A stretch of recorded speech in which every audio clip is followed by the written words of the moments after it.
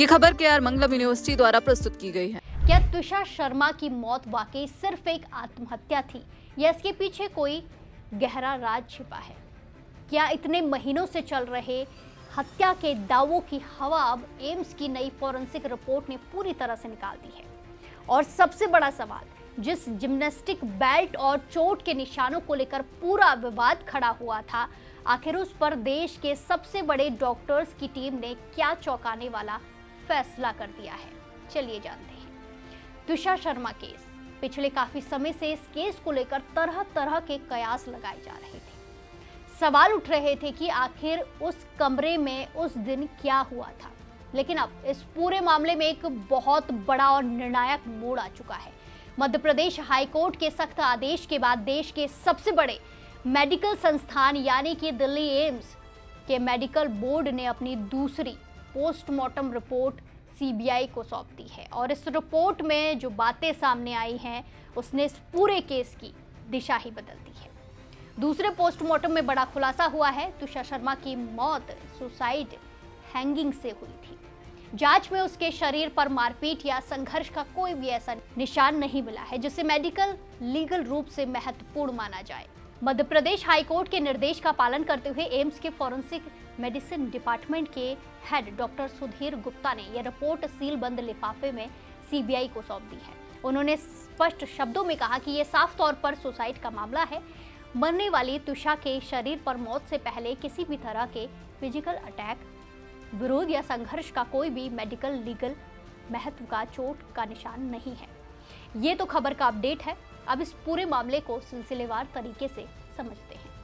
जब पहली बार ये घटना सामने आई थी तब से ही परिवार और कई लोग इसे आत्महत्या मानने को तैयार नहीं थे। आरोप लग रहे थे कि तुषा के साथ कोई अनहोनी हुई है, उसके साथ मारपीट की गई है या फिर ये सुनियोजित हत्या का मामला है। मामला इतना ज्यादा गर्मा गया कि आखिरकार मध्य प्रदेश हाईकोर्ट को खुद इसमें दखल देना पड़ा।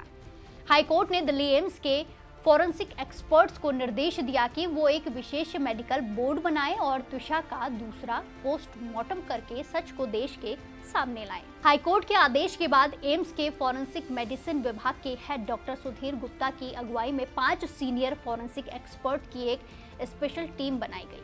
24 मई को मेडिकल बोर्ड ने बड़ी ही बारीकी से दूसरा पोस्टमार्टम पूरा किया। इतना ही नहीं, डॉक्टर्स की ये टीम सिर्फ अस्पताल की चारदीवारी तक सीमित नहीं रही, बल्कि डॉक्टरों ने खुद उस क्राइम सीन का दौरा किया जहां तुषार शर्मा की मौत हुई थी। लगभग 1 महीने तक चले गहन मंथन, राष्ट्रीय और अंतर्राष्ट्रीय साइंटिफिक रिसर्च के अध्ययन के बाद अब 11 पन्नों की एक विस्तृत और सीलबंद रिपोर्ट सीधे सीबीआई को सौंप दी गई है। अब बात करते हैं इस 11 पन्नों की रिपोर्ट में आखिर निकला क्या। डॉक्टर सुधीर गुप्ता ने बेहद साफ शब्दों में स्पष्ट किया है कि तुषार शर्मा की मौत सुसाइड हैंगिंग यानी कि फांसी लगाने से ही हुई है। सबसे बड़ा खुलासा यह हुआ है कि तुषा के शरीर पर मौत से पहले किसी भी तरह की मारपीट, फिजिकल अटैक या हाथापाई का कोई ऐसा निशान नहीं मिला है जिसका कोई मेडिकल या कानूनी महत्व हो। यानी शरीर पर संघर्ष का कोई सबूत नहीं है। इसके अलावा केस में सबसे बड़ा विवाद उस फंदे और मेटल रिंग वाले जिम्नास्टिक बेल्ट को लेकर था जिसका इस्तेमाल फांसी के लिए किया गया था। फॉरेंसिक टीम ने उस विवादित लिगेचर मटेरियल की एक-एक बारीकी को वैज्ञानिक तराजू पर परखा। दुनिया भर के फॉरेंसिक लिटरेचर को खंगालने के बाद एम्स के बोर्ड ने साफ कर दिया है कि ये पूरा मामला पूरी तरह से खुदकुशी का ही मामला है और हत्या की थ्योरी को खारिज कर दिया गया है। ये रिपोर्ट इस केस के लिए इतनी महत्वपूर्ण क्यों है? पिछले कई महीनों से जांच एजेंसियां और अदालतें इस असमंजस में थी कि क्या इसे हत्या मानकर जांच आगे बढ़ाई जाए या फिर आत्महत्या के लिए उकसाने के एंगल से। एम्स की इस फॉरेंसिक रिपोर्ट के बाद अब सीबीआई के सामने तस्वीर काफी हद तक साफ हो गई है।